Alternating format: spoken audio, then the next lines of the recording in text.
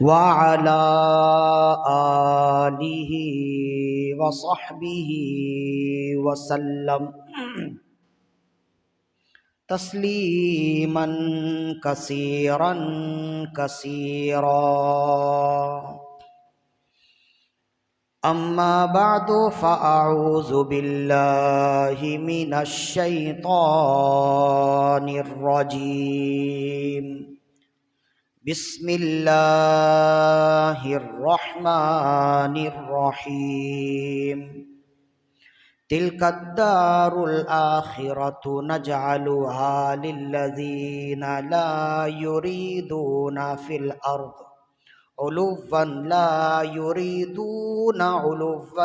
فی الارض ولا فسادا والعاقبۃ للمتقین صدق اللہ مولانا العظیم وصدق رسولہ النبی الکریم الامین ونحن على ذلك لمن الشاہدین والشاکرین والحمد للہ رب العالمین ببرکت ان اللہ وملائکتہ یصلون علی النبی یا ایہا الذین آمنوا صلوا علیہ وسلموا تسلیما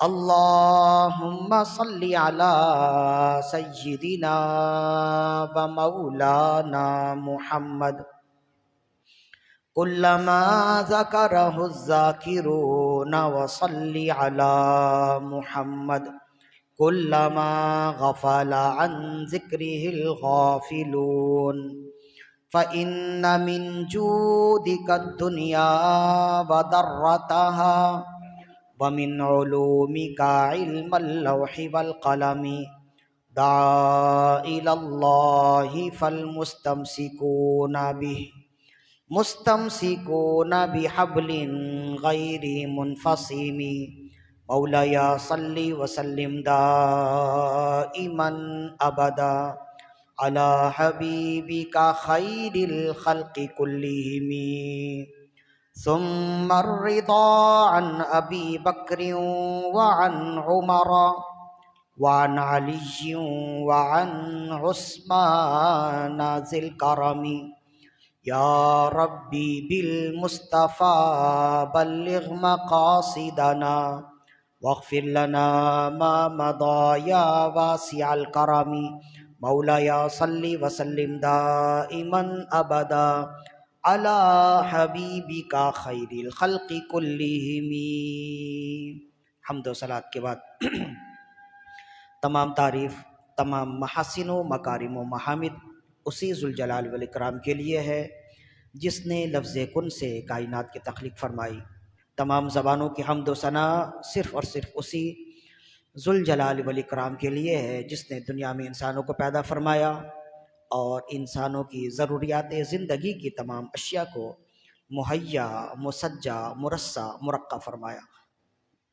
تمام تر تعریفات، تمام تر حمد و ثنا صرف اور صرف اسی رب قدیر کے لیے ہے جس نے انسانیت کی رشد و ہدایت کے لیے انبیاء کرام علیہم الصلاۃ کو مبعوث فرمایا کہ وہ نفوس قدسیہ کاملہ دنیا میں آ کر اللہ کی وحدانیت اور اپنی رسالت لوگوں تک پہنچاتے رہے۔ کروڑ حق کروڑ صلاۃ و تسلیم ہو حضور سرور انبیاء، حبیب کبریا، شفیع روز جزا علیہ التحیۃ والثناء کی بارگاہ میں کہ آپ تمام انبیاء کرام علیہم الصلاۃ کے اخیر میں تشریف لائے اور آپ نے آ کر تمام بنندوئے انسان کو اخوت و بھائی چارگی، ملنساری، اخلاق، بردباری، اعلیٰ ظرفی، اعلیٰ کردار کا درس و پیغام دیا۔ سرنامہ کلام میں جس آیت مقدسہ کی تلاوت کا شرف حاصل کیا سورہ قصص کی آیت ہے۔ سورہ قصص قرآن مجید کے 20ویں پارے میں ہے اور جس آیت مقدسہ کی تلاوت کا شرف حاصل کیا سورہ قصص کی آیت نمبر 83 ہے۔ اس آیت مقدسہ میں اللہ رب العزت نے یہ ارشاد فرمایا، قبل اس کے کہ گفتگو کا آغاز کیا جائے، جمعے کے دن تمام تر برکتوں کو، فضیلتوں کو درود و سلام پڑھنے کی تمام طرف برکتوں کو مد نظر رکھتے ہوئے ایک مرتبہ بلند آواز سے درود و سلام کے نذرانے پیش کیجیے۔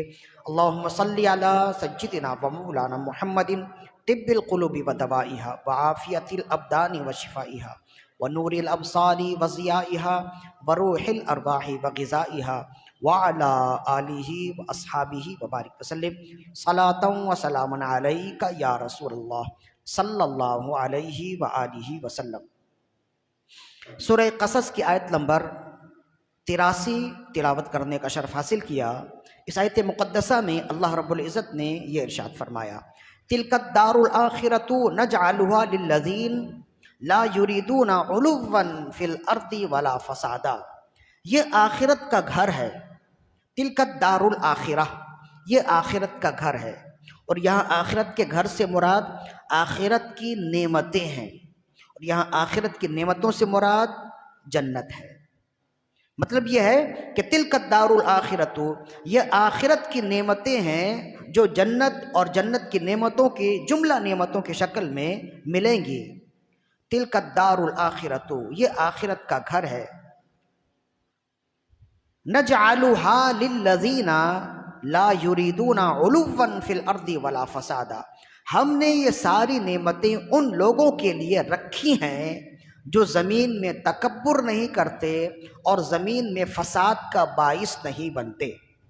والعاقبۃ للمتقین، اور سب سے بہتر انجام تو پرہیزگاروں کا ہی ہے۔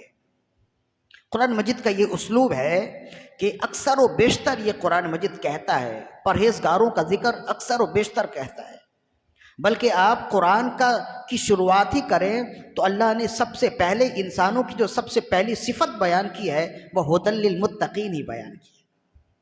اس لیے کہ قرآن مجید یہ چاہتا ہے کہ بندے پرہیزگار ہو جائیں، تقوی والے ہو جائیں، متقی اور پرہیزگار ہو جائیں۔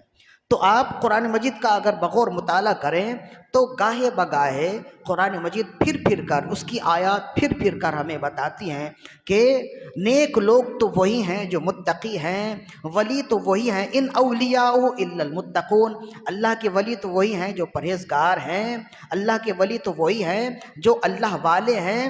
اور یہاں پہ بھی اللہ نے فرمایا کہ آخرت کا گھر ہم نے تیار کیا ہے ان لوگوں کے لیے جو زمین میں بڑائی نہیں چاہتے، لا یریدون علوا فی الارض، جو زمین میں بڑائی نہیں چاہتے، ولا فسادا، اور نہ ہی فساد چاہتے ہیں، والعاقبۃ للمتقین، اور پرہیزگاروں کا انجام تو سب سے بڑھ کر ہے۔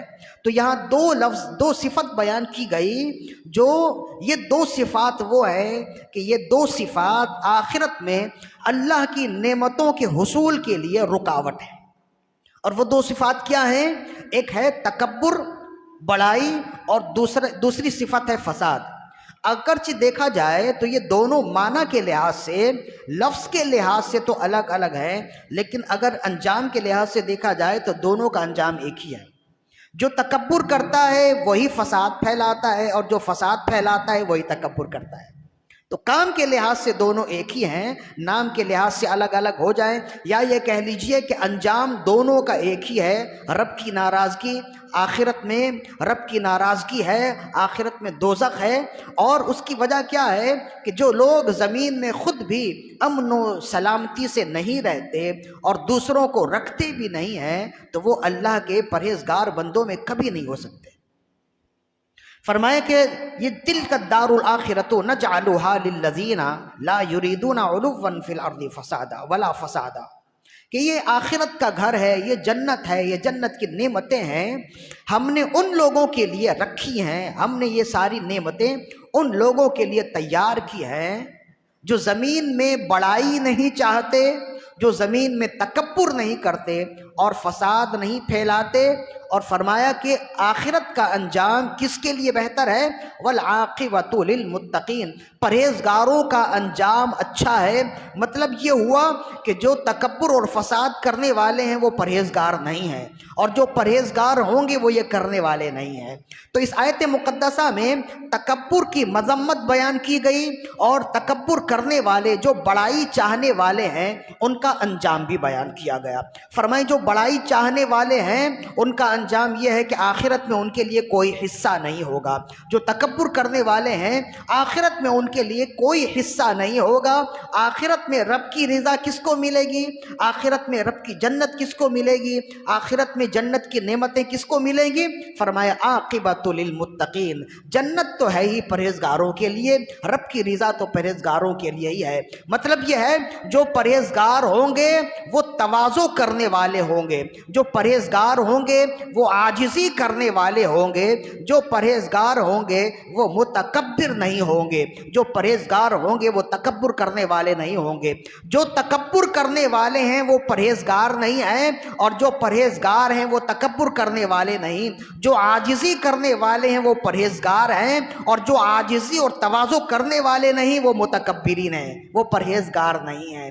لہذا اس آیت مقدسہ میں جہاں ہمیں تکبر سے روکا گیا، وہیں اگر غور سے دیکھیں تو اس آیت میں ہمیں تواضع کا حکم دیا گیا کہ جب تک زندہ رہو رب تمہیں جتنی نعمتیں دے، رب تمہیں جتنی بلندیاں دے، رب تمہیں کچھ بھی دے، ایک انسان کی انسانیت اور اس کی غلامی کا تقاضا یہ ہے کہ وہ جس قدر بلند ہوتا جائے اتنا ہی رب کے بندوں کے ساتھ اپنا تعلق مضبوط جوڑتا جائے۔ جس قدر بلندیاں رب اسے عطا کرے اسی قدر زیادہ عاجزی اور تواضع کرتا رہے، اور یہ وہ بندہ سوچتا رہے کہ یہ میری کوئی خوبی نہیں ہے کہ رب نے مجھے اتنی بڑائی دی، رب نے مجھے اتنا نام دیا، رب نے مجھے اتنی شان و شوکت دی، رب نے مجھے اتنا مال دیا، رب نے مجھے دنیا کی ساری نعمتیں دیں، ساری خوشحالیاں دی، بیوی بچے دیے، آل اولاد دیے، خاندان دیے، اس میں میرا اپنا کوئی عمل دخل نہیں ہے، فقط رب کے فضل سے ہے۔ جب رب کے فضل سے ہے تو انسان پھر اپنے کسی عمل پر اتراتا ہے تو گویا وہ رب کے فضل کا انکار کرنے والا ہے۔ اسی وجہ سے رب کے نزدیک تکبر کرنے والا انتہا درجے کا رب کا ناشکرہ ہوتا ہے، اور رب اسے انتہا درجے میں ناپسند فرماتا ہے۔ اور عاجزی کرنے والے فرمائے جو جتنی عاجزی کرتا رہے رب مزید اسے اضافہ کرتا رہتا ہے۔ یہی وجہ ہے کہ ہم جب اپنے اکابرین کو دیکھیں تو رب نے انہیں جو کچھ عطا کیا، رب نے انہیں اگر حکمرانی اور بادشاہت بھی عطا کی تو ان کا اپنا عمل یہ تھا کہ زمین میں ہی بیٹھتے، زمین میں ہی کھاتے۔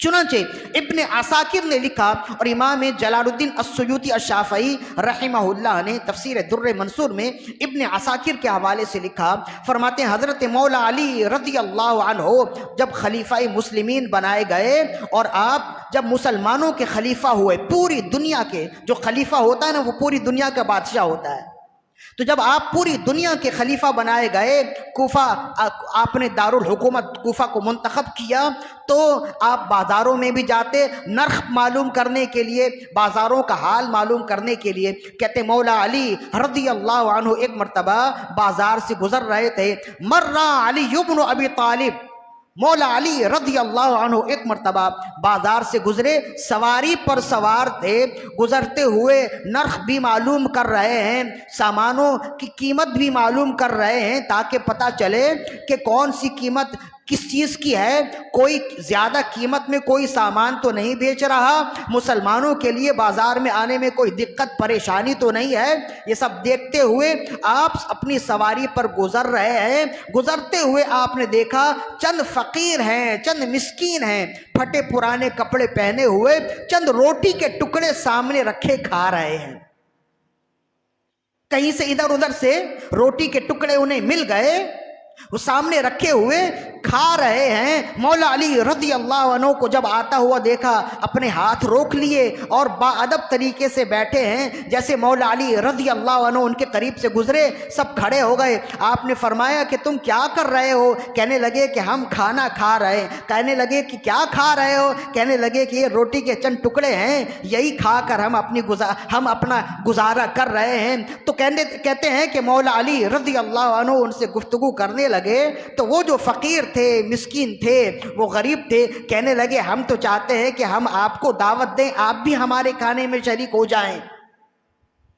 ہم یہ چاہتے ہیں کہ آپ بھی ہمارے کھانے میں شریک ہو جائیں، کچھ آپ کی سنگت تھوڑی دیر کے لیے مل جائے، تھوڑی دیر کے لیے آپ کی صحبت مل جائے، کچھ دیر کے لیے آپ بھی ہمارے کھانوں میں ساتھ ہو جائیں گے، ہمارے لیے بخشش کی بشارت ہو جائے گی، بخشش کا ایک بہانہ ہو جائے گا۔ تو کہتے ہیں عذر تو آپ خلیفہ مسلمین ہیں، سواری پر سوار ہیں، اور کئی لوگ آپ کے دائیں بائیں بھی ہیں، چل رہے ہیں، اب ادھر چند مسکین ہیں، فقیر ہیں، یہ کہتے ہیں کہ روٹی کے چند ٹکڑے ہیں، اور کہتے ہیں کہ ہم چاہتے ہیں کہ آپ بھی ہماری دعوت قبول کریں۔ تو کہتے ہیں کہ لوگوں نے دیکھا مولا علی رضی اللہ عنہ سواری پر سوار تھے، اور آپ نے یہی آیت تلاوت کی، تلک الدار الآخرۃ نجعلها للذین لا یریدون علوا فی الارض ولا فسادا، یہ آخرت کا گھر ہے، اور اللہ نے فرمایا آخرت کا گھر ہم نے ان لوگوں کے لیے رکھا ہے جو زمین میں تکبر نہیں کرتے ہیں، فساد نہیں کرتے ہیں۔ تو جو تکبر نہیں کرتے وہ تواضع کرتے ہیں، اور جو تواضع کرنے والے ہیں وہ فقیروں کی دعوت کبھی رد نہیں کرتے۔ یہ کہتے ہوئے آپ اپنی سواری سے اترے، اور ان کے ساتھ بیٹھ کر روٹی کے چند ٹکڑے آپ نے بھی تناول فرمائے۔ جب روٹی کے ٹکڑے چند ٹکڑے تناول فرما کر آپ نے ہاتھ روک لیے، جب سب کھا کر فارغ ہو گئے، تو پھر مولا علی رضی اللہ عنہ نے فرمایا میں نے تمہاری دعوت قبول کی، اب تمہیں میری دعوت قبول کرنی چاہیے۔ تو عرض کرنے لگے ہم بھی تیار ہیں۔ فرمایا میرے گھر میں دعوت ہے، چلیں۔ تو کہتے ہیں تمام فقراء کو لے کر گھر گئے، دسترخوان لگایا، اچھا کھانا کھلایا، انہیں لباس پہنایا، اور پھر عزت کے ساتھ رخصت کیا۔ تو وہ جو فقیر تھے وہ بھی کہنے لگے کہ بے شک بادشاہ اگر ہو، اگر خلیفہ ہو، اگر حاکم ہو تو ایسا ہی ہونا چاہیے، جو بڑے لوگوں میں جائے تو ان جیسا لگے، فقیروں اور مسکینوں میں بیٹھ جائے تو فقیر اور مسکینوں جیسا لگے۔ تو یہ ہمارے اکابرین نے ہمیں درس دیا ہے، یہ ہمیں بتایا ہے کہ ایسا نہیں ہے کہ اگر تم مالدار ہو گئے تو پھر غریبوں سے تم منہ پھیر لو۔ ہمارے ہاں تو یہی ہوتا ہے نا، 4-5 بھائیوں میں سے ایک بھائی کو رب نے ترقی دے دی، وہ بڑا آدمی بن گیا، شادی ہو گئی، تو پھر آہستہ آہستہ وہ اپنے والدین کو چھوڑ دیتا ہے، بھائی بہنوں کو چھوڑ دیتا ہے، پھر وہ بڑے لوگوں میں اٹھنا بیٹھنا شروع کر دیتا ہے، پھر اس کے تعلقات، اس کی رشتہ داریاں بڑے لوگوں میں ہو جاتی ہیں، پھر یہ غریب علاقوں کی پتلی پتلی گلیوں میں اس کی بڑی بڑی گاڑیاں سماتی نہیں ہیں، پھر وہ بڑی گاڑیوں میں بیٹھنے والا ان پتلی گلیوں میں آنے کو ترجیح نہیں دیتا۔ پھر اس کے بھائی ایک طرف ہیں، بہنیں ایک طرف ہیں، والدین کو بھی وہ گمنام کر دیتا ہے، وہ اپنی زندگی میں مگن ہو جاتا ہے، مست ہو جاتا ہے، منہمک ہو جاتا ہے، مستغرق ہو جاتا ہے۔ وہ یہ سمجھتا ہے کہ میں نے بڑی ترقی کر لی۔ اللہ کی عزت و جلال کی قسم، یہ ترقی نہیں، تنزلی ہے۔ جو مال، جو حکمرانی، جو شہرت، جو دولت تمہیں تمہارے اپنوں سے دور کر دے، وہ تمہارے لیے نعمت کبھی نہیں ہوگی، وہ تمہارے لیے لعنت اور زحمت ہے۔ اگر تمہیں رب نے دیا ہے تو ایسا کیوں ہے کہ اگر 4 بھائیوں میں سے ایک بھائی اگر دولت مند ہے تو اسے تو شرم آنی چاہیے کہ باقی 3 اس کے برابر کیوں نہ ہوئے، اس نے ان کا ساتھ کیوں نہ دیا، اس نے ان کا ہاتھ کیوں نہ پکڑا، باقی بھائی کیوں در در کی ٹھوکریں کھا رہے ہیں۔ اگر ایک کو رب نے بہت کچھ دیا ہے تو اسے تو شرم سے ڈوب مرنا چاہیے کہ میرے پیسوں سے دوسروں کا گزارا ہو رہا ہے، اگر میرے پیسوں سے فائدہ نہ ہوا تو میرے اپنوں کا نہ ہوا تو یہ پیسے تمہارے منہ پر مار دیے جائیں گے۔ یہ کیوں ہوتا ہے؟ یہ فقط تکبر کا نتیجہ ہے۔ جو انسان تکبر کرنے والا ہوتا ہے پھر وہ پیسوں کو دیکھتا ہے، وہ پیسوں میں ہی رشتہ داریوں کو تولتا ہے، حالانکہ رشتہ داریاں پیسوں میں نہیں احساسات سے تولے جاتے ہیں۔ رشتہ داریاں احساسات سے تولے جاتے ہیں، پیسوں میں تولے نہیں جاتے۔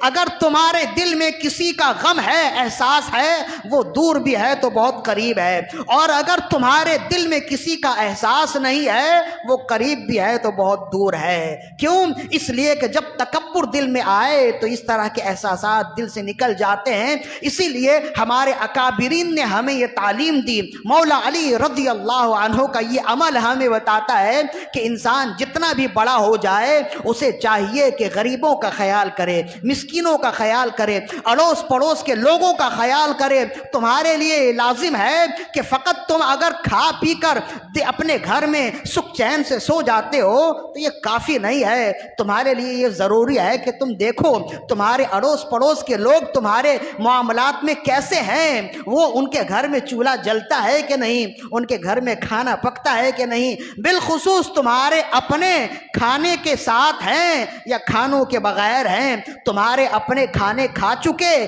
یا بھوکے ہیں، یہ دیکھنا ہر شخص کی ذمہ داری ہے۔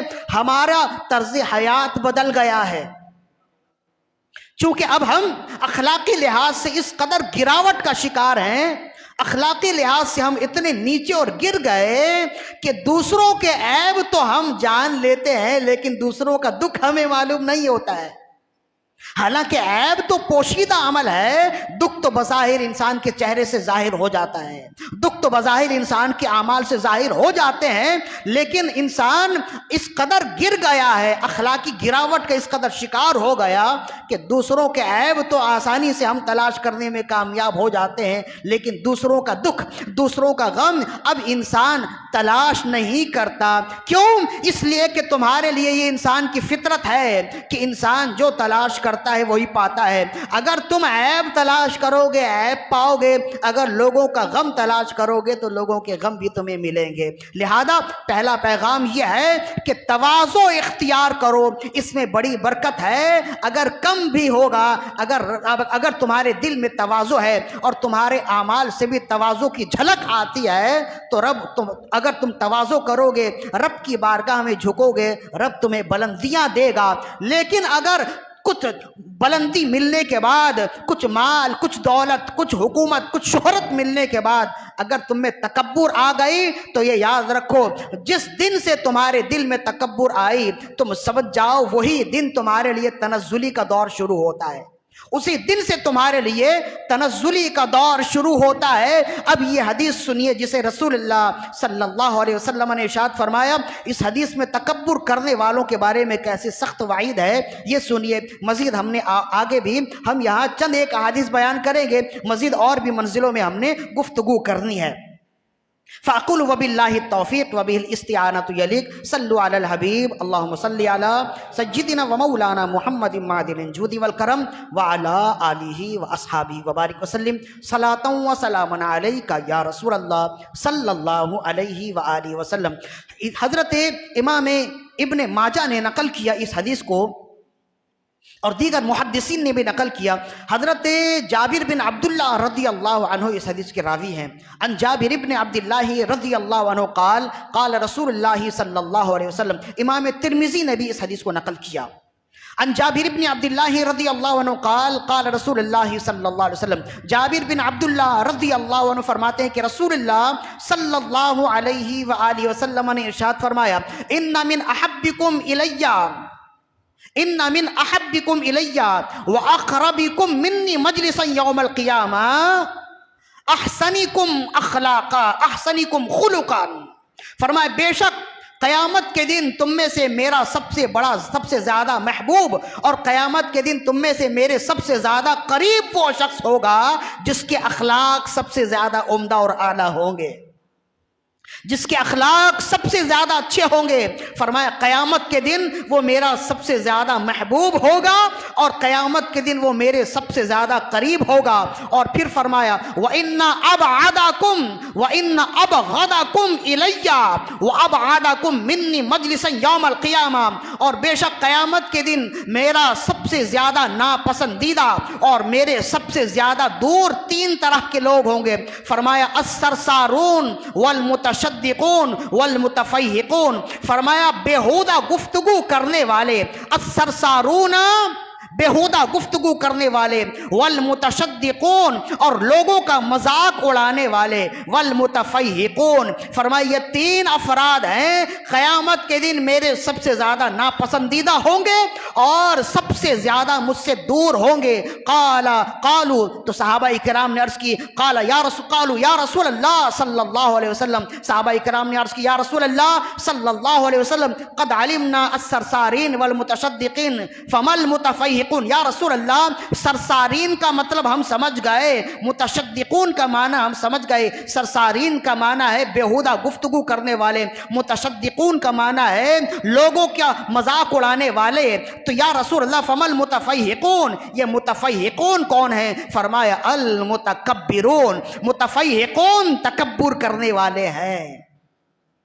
فرمایا یہ تین لوگ ہیں جو قیامت کے دن میرے سب سے زیادہ دور ہوں گے اور میرے سب سے زیادہ ناپسندیدہ ہوں گے۔ دنیا میں اگر کسی سے ناراضگی ہو جائے، اگر ایک ناراض ہو تو چار راضی بھی ہوتے ہیں، ایک اگر دشمن ہو تو چار دوست بھی ہوتے ہیں۔ قیامت میں اگر دوستی کام آئے گی تو رسول اللہ کی، دشمنی اگر نقصان دے گی تو رسول اللہ کی۔ اگر رسول اللہ صلی اللہ علیہ وسلم سے محبت ہے اور رسول اللہ صلی اللہ علیہ وسلم کے قریب ہو گئے تو ڈھونڈا ہی کرے صدر قیامت کی سپاہی، وہ کس کو ملے جو تیرے دامن میں چھپا ہے۔ لیکن اگر رسول اللہ صلی اللہ علیہ وسلم نے قیامت کے دن اگر کسی کو دور کر دیا، پھر کوئی ایسا نہیں ہوگا جو اسے اپنے نزدیک کرے، کوئی ایسا نہیں ملے گا جو اسے اپنے قریب کرے۔ کیوں؟ اس لیے کہ پھر نہ اٹھ سکے گا قیامت تلک، خدا کی قسم، کہ جس کو تم نے نظر سے گرا کے چھوڑ دیا، جس کو رسول اللہ صلی اللہ علیہ وسلم نے نظر سے گرا کے چھوڑ دیا، پھر وہ کیا اٹھ سکتا ہے؟ تو یہ کون لوگ ہوں گے؟ بیہودہ گفتگو کرنے والے، بے حیائی کی باتیں کرنے والے، دوستی یاری میں دوستوں کے درمیان میں بے حیائی گفتگو کرنے والے، واہیات بکنے والے، گالم گلوچ کرنے والے، گندی گفتگو کرنے والے، وہ خبردار ہو جائیں۔ رسول اللہ صلی اللہ علیہ وسلم خود پاکیزہ ہیں، آپ کے مزاج پاکیزہ رہے، آپ کے کلمات پھولوں کی پنکڑی کی طرح پاکیزہ اور نازک رہے، تو رسول اللہ پاکیزہ کلمات والوں کو ہی پسند فرماتے ہیں۔ تو جو گندی گفتگو کرنے والے ہیں، واہیات بکنے والے ہیں، رسول اللہ نے فرمایا قیامت کے دن وہ میرے انتہائی دور ہوں گے اور میرے انتہائی ناپسندیدہ ہوں گے، ایک۔ اور دوسرے فرمایا یہ وہ لوگ ہیں والمتشدقون، دوسرے وہ لوگ جو لوگوں کا مذاق اڑانے والے ہیں، چھوٹی چھوٹی باتوں پر، کسی کی حرکت پر، کسی کی رنگت پر، کسی کے قد پر، کسی کے لباس پر، کسی کے چہرے پر، کسی کے بالوں پر، کسی کی چال پر، کسی کے حال پر مذاق اڑانے والے ہیں۔ فرمایا یہ وہ لوگ ہیں جو مذاق اڑانے والے، میرے غلاموں کا مذاق اڑانے والے ہیں۔ یہ لوگ قیامت کے دن جب آئیں گے تو متکبرین کی صفوں میں ہوں گے، اور جو متکبر ہوگا وہ میرے قریب نہیں، دور ہوگا۔ اور پھر فرمایا یہی لوگ ہیں متکبرین، جو بڑائی چاہنے والے، لوگوں میں سپیریئر سمجھنے والے ہیں، یہ سب کے سب دور ہوں گے۔ قریب کون لوگ ہوں گے؟ فرمایا اخلاقا ان من احبکم الی واقربکم منی مجلسا یوم القیامہ احسنکم اخلاقا، بے شک تم میں میرے سب سے زیادہ قریب اور سب سے زیادہ میرا محبوب قیامت کے دن وہ ہوگا جس کے اخلاق سب سے اعلیٰ ہیں۔ اب پوچھیں کہ اخلاق اعلیٰ کی پہچان کیا ہے؟ یہ بھی ایک بات ہے نا، ابھی گفتگو یہاں نہیں ہے لیکن چلتے چلتے گفتگو آ گئی، تو اب یہ بھی سمجھ لیجئے کس کے اخلاق اعلیٰ ہیں، یہ کیسے پہچان ہوگی؟ تو امام ترمذی نے، ابو داؤد نے، امام ابن ماجہ نے اس حدیث کو نقل کیا۔ حضرت ابو ہریرہ رضی اللہ عنہ اس کے راوی ہیں، عن ابی ہریرہ رضی اللہ عنہ قال قال رسول اللہ صلی اللہ علیہ وسلم، حضرت ابو ہریرہ رضی اللہ عنہ فرماتے ہیں کہ رسول اللہ صلی اللہ علیہ وآلہ وسلم نے ارشاد فرمایا اکمل المؤمنین ایمانا احسنهم خلقا وخیارکم خیارکم لنسائہم، فرمایا کامل ایمان والا مومن وہ ہے جس کے اخلاق سب سے کامل ہیں، اور فرمایا اخلاق اسی کے کامل ہیں جو اپنی بیوی کے ساتھ با اخلاق ہوتا ہے، دوستوں کے ساتھ نہیں۔ دوستوں کے ساتھ میٹھی میٹھی گفتگو کرنے والا وہ با اخلاق نہیں ہے۔ دیکھنا یہ ہے کہ اس کے طور طریقے، اس کے اخلاق، اس کا کردار و گفتار اپنے گھر میں کیسا ہے، اپنی اہلیہ کے ساتھ کیسا ہے۔ دیکھو تو صحیح، ایک مرد ہو کر عورتوں کی طرف سے بول رہا ہے، یہی حسن اسلام ہے۔ ورنہ آج کا انسان یا آج کی وہ عورت جو روشن خیال ہے وہ تو کہتی ہے کہ اسلام میں عورتوں کے حقوق ہی بیان نہیں کیے گئے۔ کیا یہ حسن اسلام نہیں ہے کہ آج ممبر سے عورتوں کے حقوق بیان کیے جا رہے ہیں، اور بیان کرنے والا بھی کوئی خاتون نہیں ہے بلکہ ایک مرد ہے؟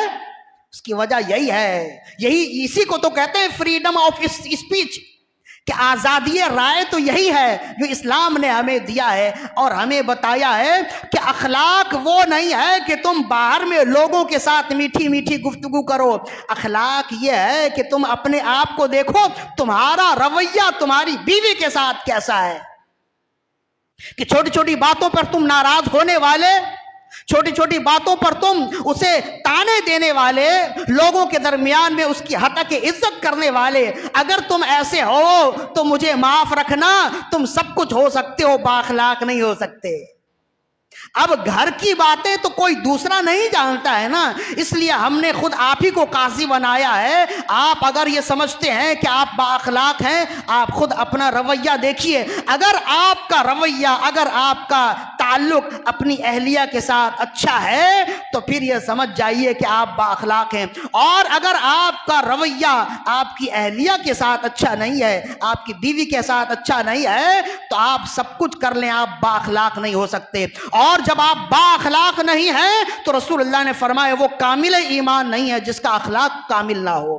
تو جب آپ با اخلاق نہیں ہیں تو با ایمان بھی نہیں ہے، کامل الایمان بھی نہیں ہے۔ یہ بہت بڑی بات ہے، اگر سمجھنے والی ہو تو سمجھانے تو بہت بڑی بات ہے۔ جبھی تو ہم کہتے ہیں نا کہ بچیوں کے رشتے کے بارے میں سب کچھ دیکھو، سب سے پہلے یہ دیکھو کہ وہ پرہیزگار ہے کہ نہیں ہے۔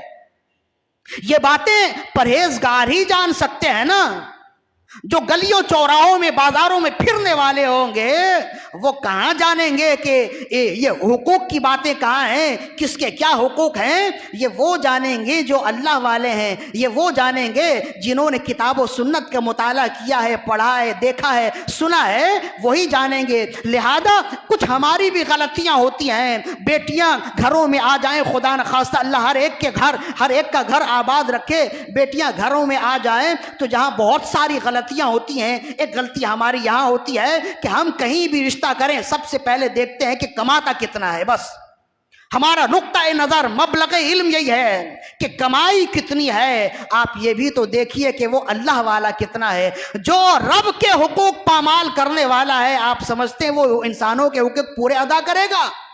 جو رب کے حقوق ادا کرنے والا ہے امید اسی سے ہے کہ وہی انسانوں کے حقوق بھی ادا کرے گا۔ جو رب کی بارگاہ میں جھکنے والا ہے امید اسی سے ہے کہ وہ والدین کے آگے بھی سر جھکائے گا۔ جو رب کے حقوق ادا کرنے والا ہوگا امید اسی سے ہے کہ وہ اپنی بیوی کے حقوق بھی ادا کرے گا۔ ورنہ مال بہت ہوتا ہے، جب پیسے آئیں تو آزمائشیں بھی آتی ہیں، جب پیسے آئیں تو تعیش پرستی بھی آتی ہے، اور پھر ہم دیکھتے ہیں کہ بیوی گھر میں تنہا بیٹھی ہے اور شوہر صاحب آدھی رات تک دوستوں میں ہیں اور مختلف گناہوں میں مبتلا ہیں۔ اس کی بہت سی وجوہات ہیں، ایک بہت بڑی وجہ ہماری بھی ہے، قصور ہمارا اپنا بھی ہوتا ہے کہ ہم دیندار نہیں دیکھتے۔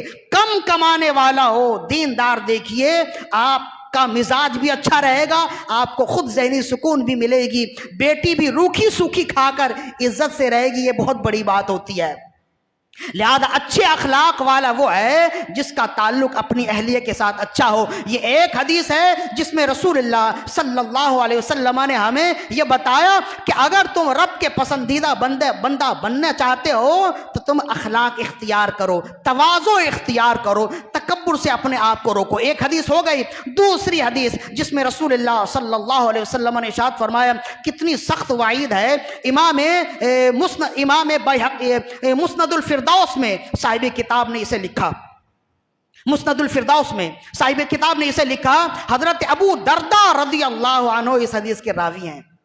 عن ابی الدرداء رضی اللہ عنہ قال قال رسول اللہ صلی اللہ علیہ وسلم، حضرت ابو درداء رضی اللہ عنہ فرماتے ہیں کہ رسول اللہ صلی اللہ علیہ وآلہ وسلم نے ارشاد فرمایا، لو ان عبدا من عباد اللہ تعالی قدم علی اللہ تعالی بعمل اہل السماوات والارضین من انواع البر والتقوی، اگر اللہ کے بندوں میں سے کوئی بندہ رب کی بارگاہ میں اس حالت میں حاضر ہو کہ زمین و آسمان کی ساری نیکیاں اس کے پاس ہوں، طرح طرح کی نیکیاں بھی اس کے پاس ہوں، لم یزن ذالک مثقال ذرۃ مع ثلاث خصال، لیکن اگر اس کے اندر 3 برائی ہوگی زمین و آسمان برابر بھی نیکی کا ایک ذرہ بھی اس کے پاس نہیں ہوگا۔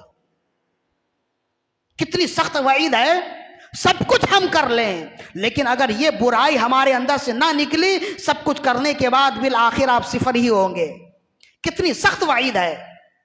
فرمایا اگر کوئی شخص رب کا بندہ، لو ان عبدا من عباد اللہ تعالی قدم علی اللہ بعمل اہل السماوات والارضین، اگر اللہ کے بندوں میں سے کوئی بندہ اللہ کی بارگاہ میں اس حالت میں حاضر ہو کہ زمین و آسمان بھر کے عبادت ہو، من انواع الخیر والتقوی، من انواع البر والتقوی، نیکی اور بھلائی کی مختلف شکلیں اس کے پاس، مختلف طرح کے کام اس کے پاس موجود ہوں، سب کچھ ہو، فرمایا لم یزن ذالک مع ثلاث خصال، لیکن اگر 3 برائی اس کے اندر ہوگی، ان کا ذرہ برابر بھی وزن نہیں ہوگا، ان اعمال کا وزن ذرہ برابر بھی نہیں ہوگا۔ اب وہ 3 اعمال کیا ہیں؟ فرمایا العجب وایذاء المؤمنین والقنوط من رحمت اللہ، تکبر، مومنین کو ایذا دینا اور اللہ کی رحمت سے مایوس ہو جانا۔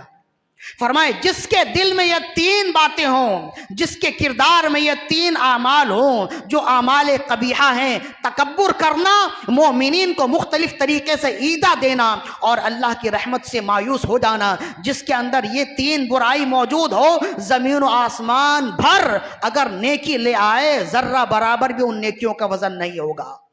لیکن اب دیکھیں کہ ان تمام 3 برائی بیان کی، لیکن ان 3 برائی میں رسول اللہ صلی اللہ علیہ وسلم نے سب سے پہلی برائی بیان کی تکبر، عجب، تکبر کو بیان کیا۔ مطلب یہ ہے کہ تکبر ایک ایسی بیماری ہے، تکبر ایک ایسا فعل قبیح ہے کہ جس کے دل میں یہ آ جائے سینکڑوں بیماریاں آ جاتی ہیں، اور جس کے دل سے یہ نکل جائے، عاجزی آ جائے، تو سینکڑوں اچھائیاں اور نیکیاں خود بخود اس کے دل میں آ جاتی ہیں۔ لہذا پہلا پیغام یہ ہے کہ اپنے دل سے غرور و تکبر کو نکالیے، تواضع اختیار کیجئے۔ جب بھی دل میں غرور تکبر آئے نا، غرور و تکبر یہ شیطانی صفت ہے اور تواضع رحمانی صفت ہے۔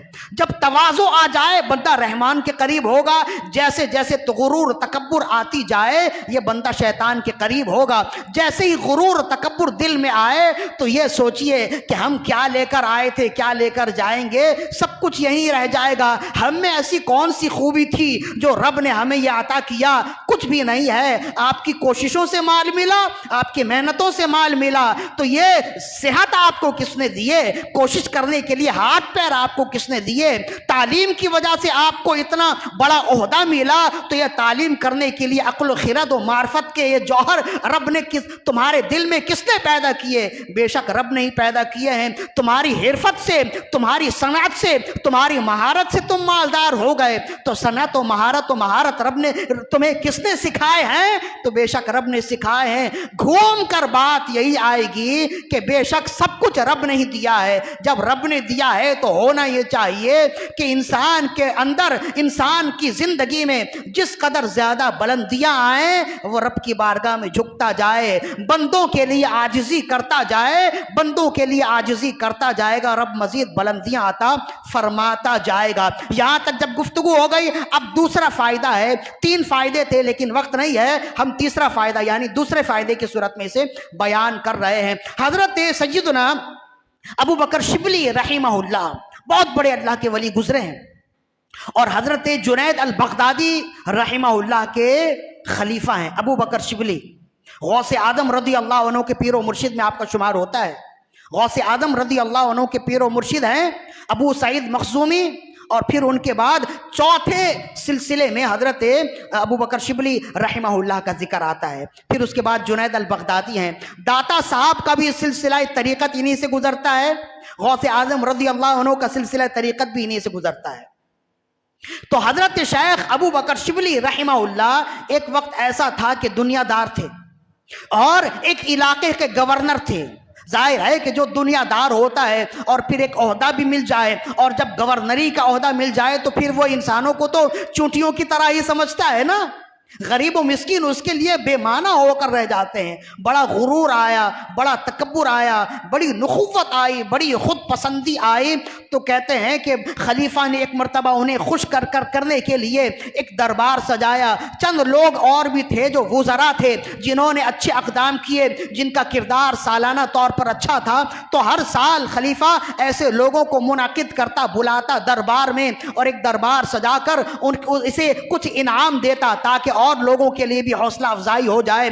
تو بڑے بڑے روسا موجود ہیں، بڑے بڑے ناظمین موجود ہیں، وزراء موجود ہیں، پورا دربار سجا ہے، اور خلیفہ وقت اپنے ناظمین کو خلعتیں عطا کر رہا ہے، جھبے عطا کر رہا ہے۔ خلعت کا مطلب ہوتا ہے ایک جھبا ہوتا ہے جس کی یہ نشانی ہوتی ہے کہ یہ وزارت کا عہدہ اسے دیا جا رہا ہے، وزارت کی خلعت عطا کر رہا ہے، مزید اور ترقی کی خلعت عطا کر رہا ہے، اپنی رضامندی کا لباس اسے دے رہا ہے۔ کہتے ہیں کہ ابھی حضرت ابوبکر شبلی رحمہ اللہ کی باری نہیں آئی تھی، کسی ایک کو خلعت عطا کی گئی، کسی ایک کو جھبا دیا گیا، وہ جھبا پہن کر سر نیچے کیے ہاتھ باندھے کھڑا تھا، اچانک اسے چھینک آئی اور جھبے کی آستین سے اس نے اپنی ناک صاف کر لی۔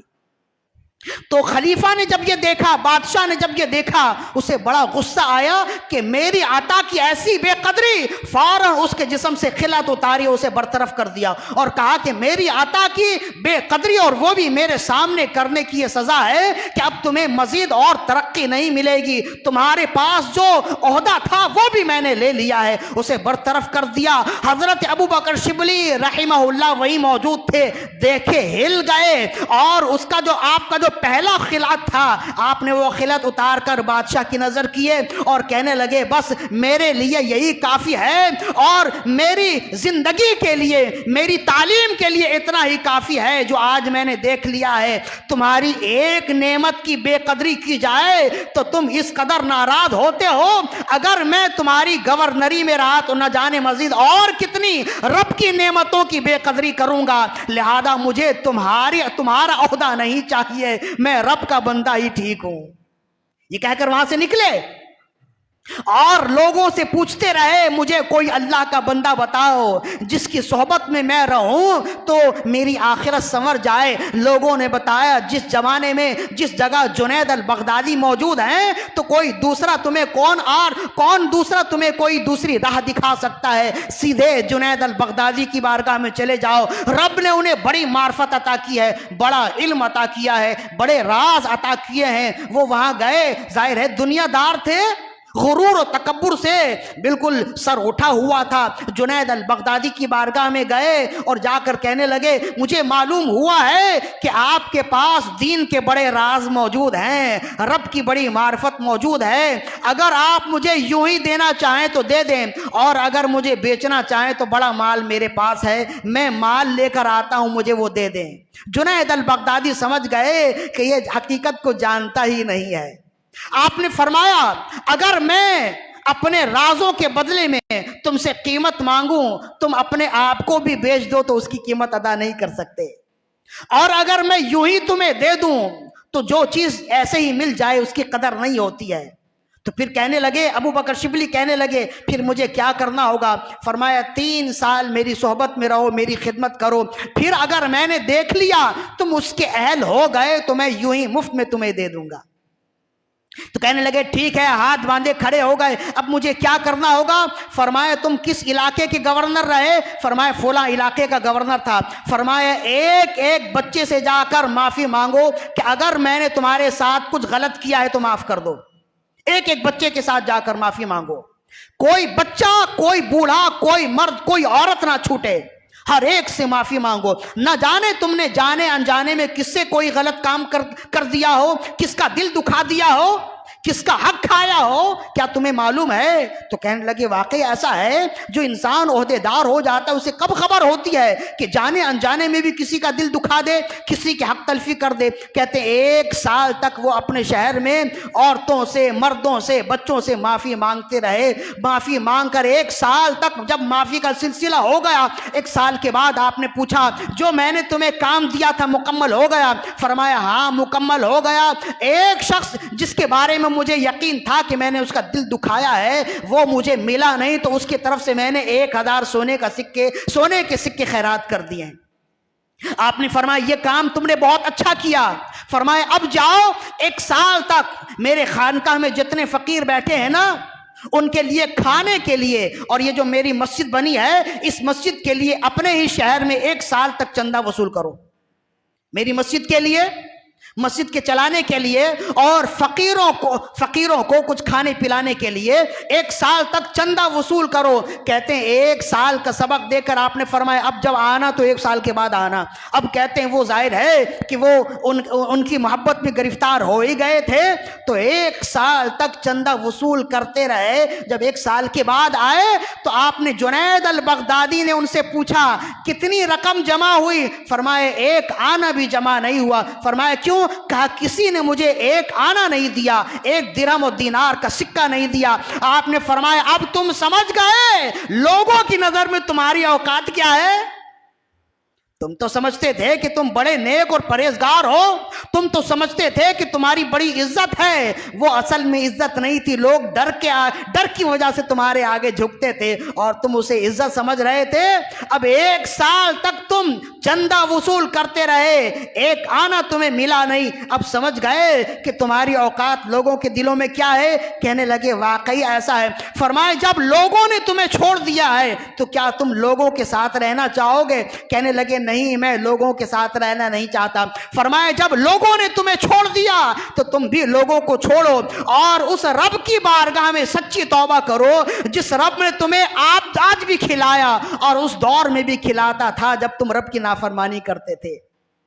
کہنے لگے اب میں رب کی بارگاہ میں رجوع لاتا ہوں, توبہ کرتا ہوں اور عاجزی کا وعدہ کرتا ہوں. بے شک میرے دل میں غرور تھا, تکبر تھی, اسی وجہ سے میں لوگوں کا دل بھی دکھاتا رہا لیکن مجھے اس کا احساس نہیں ہوتا تھا. آج میں نے دیکھا, میں تو یہ سمجھتا تھا کہ لوگوں کے دلوں میں میری بڑی قدر ہے, میرا بڑا اکرام ہے, بڑا احترام ہے, لیکن آج جب آپ نے یہ معاملات میرے ساتھ کیے اور آپ نے مجھے دکھا دیا کہ بے شک لوگوں کی نظروں میں, لوگوں کے دل میں میری حیثیت کچھ بھی نہیں ہے, تو پھر کہتے ہیں جنید البغدادی رضی اللہ عنہ نے فرمایا, حضرت عمر بن خطاب رضی اللہ عنہ فرماتے ہیں کہ رسول اللہ صلی اللہ علیہ وآلہ وسلم نے ارشاد فرمایا کہ بعض اوقات انسان یہ سمجھتا ہے کہ لوگوں کی نظر میں اس کی بڑی عزت ہے لیکن رب کی نظر میں سور اور گدھے سے بھی زیادہ اس کی عزت نہیں ہوتی. رب کی نظر میں سور اور گدھے سے بھی کمتر ہوتا ہے.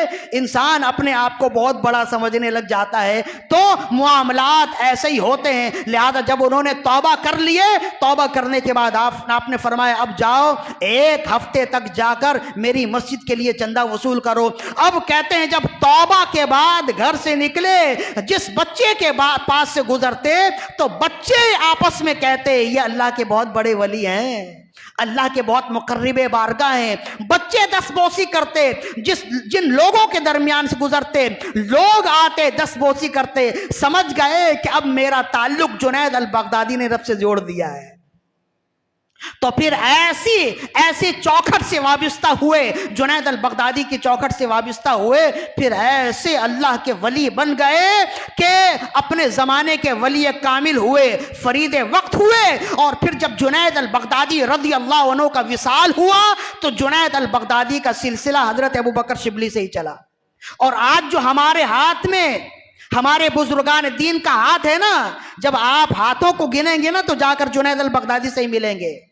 بہر شبلی شیر حق دنیا کے کتوں سے بچا, جند حق میں گن جنید باصفا کے واسطے. یہ شعر اشارہ کرتا ہے کہ ہمارا ہاتھ بھی کہیں نہ کہیں سے جا کر ابو بکر شبلی سے ملا اور ابو بکر شبلی کا ہاتھ جنید البغدادی سے ملا ہے, پھر آگے جا کر مولا علی رضی اللہ عنہ سے ملا ہے. تو مطلب کیا ہوا؟ مطلب یہ ہوا کہ رب غرور و تکبر کرنے والوں کو پسند نہیں فرماتا ہے, ایک بات. اور دوسری بات یہ ہے کہ پیر و مرشد کی ضرورت کیوں ہوتی ہے. یہ اکثر و بیشتر وہ لوگ جو روشن خیال ہیں, جنہوں نے بہت زیادہ پڑھ لکھ لیے, ان کے دل میں یہ بات آتی ہے کہ ہمارے پاس سب کچھ موجود ہے, اس کے باوجود پیر و مرشد کی ضرورت کیوں ہے؟ تو ہم کہتے ہیں پیر و مرشد کی ضرورت اسی وجہ سے ہے کہ جب تم اپنا ہاتھ ان کے ہاتھ میں دے دو وہ تمہارے دل سے غرور و تکبر کو نکال دیتے ہیں, تمہارا تزکیہ نفس کر دیتے ہیں. ابو بکر شبلی تو یوں ہی بھٹکتے چلتے رہے. اگر وہ جنید البغدادی کی خدمت میں حاضر نہ ہوتے تو نہ جانے ان کا انجام کیا ہوتا.